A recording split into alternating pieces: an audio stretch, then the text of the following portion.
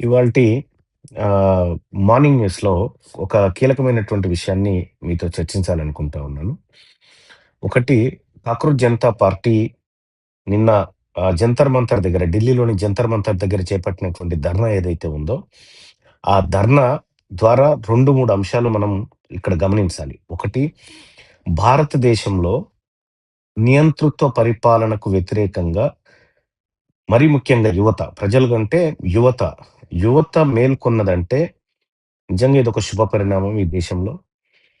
భారతదేశంలో మనందరికీ తెలుసు, మోడీ ప్రభుత్వం వచ్చిన తర్వాత జరిగినటువంటి ఏది అరాచకం.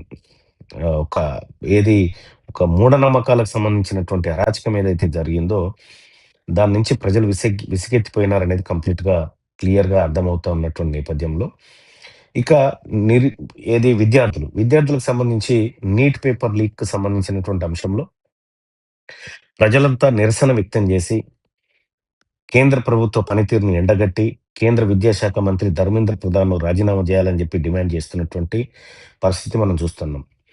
దీనిలో భాగంగానే పుట్టుకొచ్చినటువంటిది కాక్రోచ్ జనతా పార్టీ. ఈ కాక్రోచ్ జనతా పార్టీ అనేటువంటి ఆన్‌లైన్ పార్టీ ఏదైతే ఉందో, సీరియస్ పొలిటికల్ యాక్షన్‌లోకి దిగింది. ఢిల్లీలోని జంతర్ మంతర్ దగ్గర జరిగినటువంటి ధర్నా కార్యక్రమానికి వేలాది మందిగా యువత రావడం, భారతదేశంలో భవిష్యత్తు రాజకీయాలను మార్చేటువంటి దిశగా యువత అడుగులేస్తుందని చెప్పుకోవడానికి ఇది ఒక ఆహ్, బలమైనటువంటి సంకేతంగా కనిపిస్తుంది.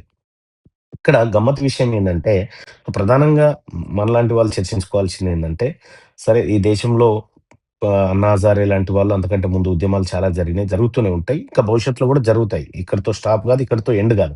కానీ ప్రధానంగా first time Godi media versus social media. నిన్న జంతర్ మంతర్ దగ్గర జరిగినటువంటి కార్యక్రమంలో చూస్తే, గోడీ మీడియా బో బ్యాక్ అని, Godi media Dalal go back అని రకరకాలుగా గోడీ మీడియాను ఒక రకంగా ర్యాగింగ్ చేసింది దేశ యువతంతా. సో, ఇక్కడ చాలా మీడియా సంస్థలు, అర్నబ్ గోస్వామి గాని, 'ఆజ్ తక్' గాని, ఏది న్యూస్ ఇండియా న్యూస్ గాని, ఇట్లా అన్ని ఛానల్‌లను చీల్చి చెండాడిరు అక్కడున్నటువంటి యువత. ప్రధానంగా నిన్న జరిగినటువంటి యుద్ధం ఏదైతే ఉందో, ధర్నా ఏదైతే ఉందో, ఆ ధర్నా కేవలం కేంద్ర మంత్రిని రాజీనామా చేయమనడమే కాదు, ఈ దేశంలో మీడియా అనుసరిస్తున్న పోకడలకు వ్యతిరేకంగా యువత గళం విప్పినటువంటి పరిస్థితిని చూస్తా ఉన్నాం. ఒక్కొక్క టీవీ యాంకర్‌లను అక్కడ వచ్చినటువంటి యువత ఓ రకమైనటువంటి ర్యాగింగ్‌కు దిగిర్రు. సో, మీ గోడీ మీడియా గో బ్యాక్ అని జెప్పి, మా పేపర్‌లు లీక్ అయితే మీకు కనిపించలేదా? ప్రజా సమస్యలు మీవి గావా? అనేటువంటి విధంగా వాళ్ళని ఓ రకమైనటువంటి టార్చర్‌కి గురి చేసినాయి అని జెప్పి చెప్పుకోవచ్చు. సో, వాస్తవంగా జరగాల్సిందే ఇది. ఎందుకంటే, ఈ దేశంలో, మన దేశంలో ఉన్నటువంటి మీడియా పూర్తిగా మోడీ కనుసన్నల్లోకి, పెట్టుబడిదారుల చేతుల్లోకి వెళ్ళిపోయి, అవాస్తవాలను వాస్తవాలుగా, ప్రజా సమస్యలను పక్కకు గాలికొదిలేసి, నానా రకాలైనటువంటి ఒక దిక్కుమాలిన డిబేట్లు పెడతా ఉన్నాయి. అందుకోసమే ఇయాల భారతదేశంలో మీడియా వర్సస్ సోషల్ మీడియాగా మారిపోయింది. మరి ముఖ్యంగా ఇటీవల కాలంలో ఆహ్, కాక్రోచ్ జనతా పార్టీ గాని, లేకపోతే ధ్రువ్ రాఠీ గాని, సోనం వాంగ్‌చుక్ గాని, లేకపోతే ఇంకా చాలామంది ఇన్‌ఫ్లుయెన్సర్సు ఆహ్ ఈ గోడి మీడియా ఈళ్ళు జేస్తున్నటువంటి అరాచకానికి వ్యతిరేకంగా చాలా రకాల ఎవిడెన్స్ తోటి ప్రజల్ని చైతన్యవంతం జేస్తా ఉన్నారు. ఇది గాకుండా మీరు జూస్తే రిపబ్లిక్ టీవీ దగ్గర నుంచి మొదలుపెడితే నిన్న మొన్న ఎన్‌డీటీవీని అదానీ గ్రూపు కైవసం జేసుకున్న వరకు. మొత్తం ఈళ్ళ లిస్టు చాలా పెద్దది. జీ న్యూసు, ఇగ జీ న్యూస్ అయితే మొత్తం భారతీయ జనతా పార్టీ. ఇగ మీ అందరికి తెలుసు ఆ గుప్తా గారిది. ఇక జీ నెట్‌వర్క్ మొత్తం కంప్లీట్‌గా బీజేపీ కనుసన్నల్లో నడుస్తది. వీళ్ళకు ప్రజా ఉద్యమాలు, విద్యార్థుల సమస్యలు, నిరుద్యోగ సమస్యలు ఏమి పట్టవు. మోడీని జోకడం, మోడీని జోలబాడడం, మోడీకి వంతపాడడం ఈ మీడియాకున్నటువంటి అలవాటు. దాంతోటేమైంది, ప్రజల్లో విసుగొచ్చింది. ఒకప్పుడు ప్రభుత్వాలను ప్రశ్నించినటువంటి మీడియాను ఇలా ప్రజలు ప్రశ్నిస్తున్నటువంటి పరిస్థితికొచ్చింది. అంటే ఒక విస్ఫోటనం జరుగుతా ఉంది. మీడియా విస్ఫోటనం జరుగుతా ఉంది భారతదేశంలో. దానికి ఆల్టర్‌నేట్‌గా ది వైర్ అని జెప్పి, ఆ తర్వాత క్వింట్ అని జెప్పి ఇట్లా చాలా సైట్‌లొచ్చినాయి. చాలా ఇన్‌ఫ్లుయెన్సర్‌లొచ్చినారు నేషనల్ మీడియాకి వ్యతిరేకంగా. సో, కాబట్టి మీడియా తన బాధ్యతల నుంచి పూర్తిగా విస్మరించి, పాలకుని కాళ్ళకు మడుగులొత్తుతున్నటువంటి నేపథ్యంలో ప్రజలు ఆల్టర్‌నేట్ వైపు చూస్తున్నారనేది స్పష్టంగా నిన్నటి దాంతోటి అర్థమవుతోంది. సేమ్ టైమ్ తెలంగాణలో గూడా అదే మీడియా. మీరు జూడండి, తెలంగాణలో కేసీఆర్ మాట్లాడాలి, కేటీఆర్ హరీష్ రావు, లేకపోతే రేవంత్ రెడ్డి, లేకపోతే బీజేపీ నాయకులు.